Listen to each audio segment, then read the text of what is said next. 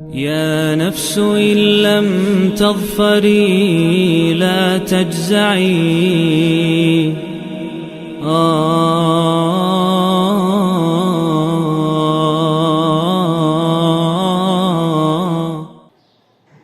دوستو، آج ہم سورہ البقرہ کی آیت نمبر 89 کا مطالعہ کریں گے انشاءاللہ تعالی۔ لیکن اس سے پہلے اس کی شان نزول کو ہم مد نظر رکھتے ہیں کہ یہ کیوں نازل ہوئی تھی۔ تو دوستو، وجہ یہ تھی کہ مدینے کے اندر دو قبائل آباد تھے کفار کے، وہ تھے اوس اور خزرج، اور یہ یمن سے وہاں سے مائگریٹ ہو کر مدینہ پہنچے تھے اور آباد ہوئے تھے۔ لیکن ان کے پاس نہ کوئی ہدایت تھی، نہ کوئی شریعت تھی، نہ کوئی کتاب تھی، اس لیے ان کو امی کہہ کر پکارا جاتا تھا۔ اسی اسنام کے اندر وہاں پر یہودیوں کے 3 قبائل بھی آباد ہوئے، بنو قینقاع، بنو نذیر اور بنو قریظہ۔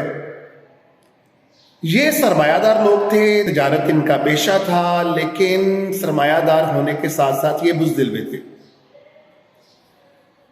اب جب بھی ان کے اوپر کبھی اوس اور خزرج چڑھ دوڑتے تو وہ ان کو ایک بات کے اوپر دھمکی لگایا کرتے تھے کہ ابھی تو تم ہمارے اوپر ظلم کرتے ہو، لیکن وہ زمانہ دور نہیں جب ہمارے اندر ایک نبی اتریں گے اور ہم ان کے ساتھ مل کر تمہارا مقابلہ کیا کریں گے اور تمہارے ان مظالم کا جواب دیا کریں گے۔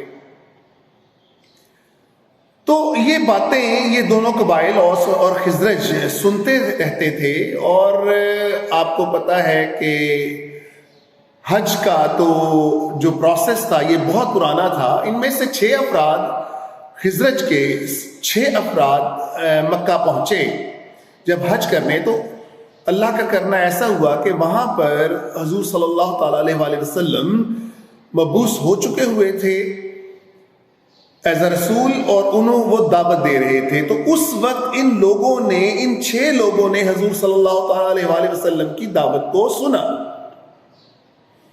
اب ان کے دل کے اندر جب انہوں نے یہ ساری باتیں سنی اور ان کو محسوس ہوا کہ یہ وہی لوگ ہیں جن کا یہ ذکر کیا کرتے تھے یہودی، یہ وہی ہستی ہے، تو یہ ایک دوسرے کی طرف دیکھنے لگے بڑے معنی خیز انداز کے اندر، اور پھر انہوں نے فیصلہ کیا کہ اس سے پہلے کہ یہودی ان کے اوپر ایمان لے آئیں، کیوں نہ ہم ایمان لے آئیں۔ اور وہ جو یہودی ہمیں ڈراتے رہتے تھے کہ انہوں نے مبعوث ہونا ہے اور پھر طاقتور ہو کر ہمارے خلاف یہ برسر پیکار ہوئے، جب ہوں گے تو اس سے پہلے کیوں نہ ہم ان کے اوپر ایمان لے آئیں۔ اور یہی وہ 6 لوگ تھے جو سب سے پہلے حضور صلی اللہ تعالی وسلم کے اوپر ایمان لائے اور پھر آپ کو مدینہ آنے کی دعوت دی۔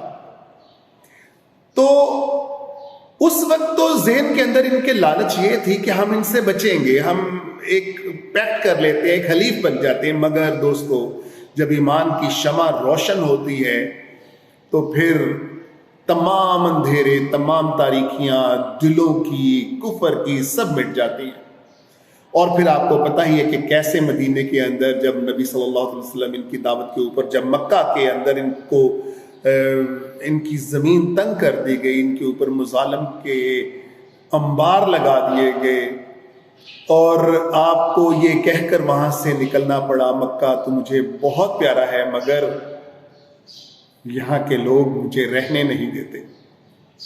تو آپ وہاں پر پہنچے تو آپ نے وہاں پر تبلیغ شروع کی، لیکن وہی یہودی جو، دیکھیں نصیب کی بات، وہی یہودی جو کبھی آپ کا حوالہ دیا کرتے تھے ان کفار کو، آج وہی نبی صلی اللہ علیہ وسلم کے مخالف ہوئے۔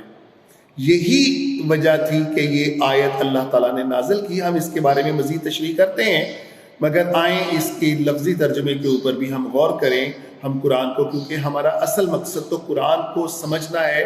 اور میری کوشش دوستو یہ ہے کہ ہم ترجمے کے مرہون منت نہ رہ جائیں، ہم قرآن کو اس کی اصل حالت میں سمجھنے کے قابل ہوں، پھر ہی آپ کو مزہ آئے گا قرآن پڑھنے کا۔ تو آئیں شروع کرتے ہیں۔ ولما، واو کا مطلب اور لما کا مطلب جب، جاءہم، جا کا مطلب آئے، یہ پاس کے اندر لے جاتا ہے اس کو کہ یعنی ان کے پاس آئی، ہم وہ زیادہ جمع کے لیے استعمال کیا جاتا ہے. جب ان کے پاس آئی، کیا آئی؟ کتاب. کس کے پاس سے آئی؟ من عند اللہ، اللہ کے پاس. ان کا مطلب ہوتا ہے کی طرف سے، عند اللہ، اللہ کی طرف سے آئی. مصدق لما، جو تصدیق کرتی تھی، جو مصدق تھی، جو تصدیق کرتی تھی، لما جو معہم، جو اس کے ساتھ اتری. ما کا مطلب ساتھ، ہم کا مطلب جو اس کے ساتھ دوسری کتابیں اتری اس کی بھی تصدیق کرتی تھی. وکانو کا مطلب یوز ٹو کا مطلب وہ کیا کرتے تھے.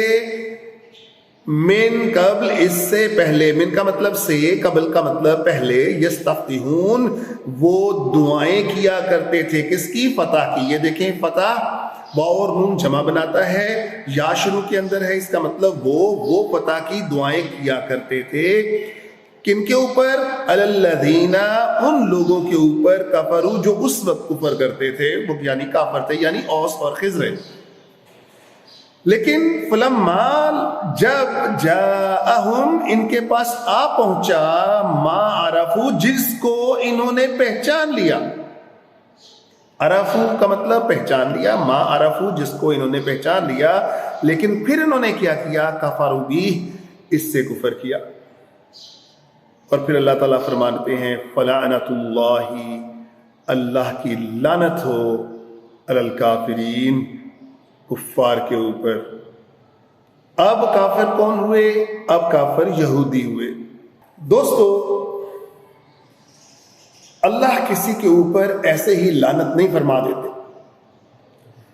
اللہ اس قوم کو اتنی دفعہ، اتنی نعمتیں، اتنی عنایات کر چکے ہوئے تھے، اور یہ اتنی دفعہ پھر چکے ہوئے تھے کہ اللہ تعالیٰ، یہ آپ دیکھیں کہ جب میں جیسے کہ پہلے آپ کو بیان کر چکے کہ یہ دعائیں کیا کرتے تھے کہ وہ نبی آ جائیں، ہمارے اندر اترے، ہمارے اوپر، ہم ہماری مدد کریں، ہم ان کی مدد کریں گے، ہم نصرت حاصل کریں گے، ہم دین کا غلبہ کریں گے، ہم دین کو پھیلائیں گے، اور کیا کیا نہیں کرتے تھے یہ. لیکن جب آئے تو اس وقت ان لوگوں نے ٹوٹلی ان سے نظر اندازی اختیار کی. نظر اندازی اختیار اس لیے کی دوستو کہ ان کے پیچھے ان کی وہ خودی تھی. وہ خودی کیا تھی کہ وہ یہ سمجھتے تھے کہ یہ نبی ان کی نسل کے اندر سے اترے گا. لیکن یہ نبی صلی اللہ علیہ وسلم قریش میں سے آ گئے تو یہ تو ان کے لیے بہت ایک ناگوار چیز تھی. ان کے لیے اپنی نسل کی اہمیت خدا کے احکامات سے زیادہ تھی. اس لیے اللہ تعالیٰ نے ان کے اوپر لعنت کی کہ تم میری رضا کے اندر خوش نہیں ہوتے. یہ جو بالکل ایک آپ سمجھ لیں دنیاوی چیز ہے، اپنی قبیلے کی پہچان، اپنی نسل کی پہچان، تم نے اس کو پریفرنس دے دیا میری بات کے اوپر. یہ میرا اختیار ہے، میں جہاں مرضی، جس قوم کے اندر مرضی نبی اتاروں، رسول اتاروں. اب جب جس کی دعائیں تم کیا کرتے تھے، جب وہ آ گئے، کیونکہ یہ ان کی کتابوں میں تھا، تو پھر تم نے انکار کیا. اور وجہ کہ یہ ہماری نسل میں سے نہیں ہے. ان کے اوپر لعنت بھیجی. اور جن کو یہ کفر کافر کہا کرتے تھے دوستو، وہ آہستہ آہستہ مسلمان ہونا شروع ہو گئے. اور یہ جو خود کو مسلمان یا خود کو اہل کتاب کہا کرتے تھے، یہ دیکھیں کنورٹ کیا. اللہ کی 2 انگلیوں کے اندر انسانی دل ہوتا ہے. جس کے نصیب میں جو ہوتا ہے، جو اس کے تقدیر کے اندر لکھا ہوتا ہے، اللہ تعالیٰ اس دل کو اسی طرح پھیر دیتے ہیں. مگر اس کے لیے انسان کی اپنی رضا ضروری ہے کہ وہ کیا کرنا چاہتا ہے. اگر وہ رضا کو شو کرتا ہے، یہ تقدیر کا مسئلہ ہے، ہم اس کو پھر کسی وقت ڈسکس کریں گے. لیکن بات یہ ہے دوستو کہ کون شریعت کا حقدار تھا، کافر ہوا، اور کون کافر تھے، مسلمان ہوئے. اس کا کرم ہے، جس کو چاہے جو مرضی عنایات کریں، جس کو جو چاہے مرضی دیں. واللہ علی کل شیء قدیر. تو دوستو قرآن کو ہم نے سمجھنا ہے اور پڑھنا ہے اور اس کی ترویج کرنی ہے. نیکی کو پھیلانا بھی صدقہ ہے. جتنی زیادہ کوشش کریں ہو سکے تو نیکی کو پھیلایا کریں. وآخر الدعوانا الحمدللہ رب العالمین. يا نفس إن لم تظفري لا تجزعي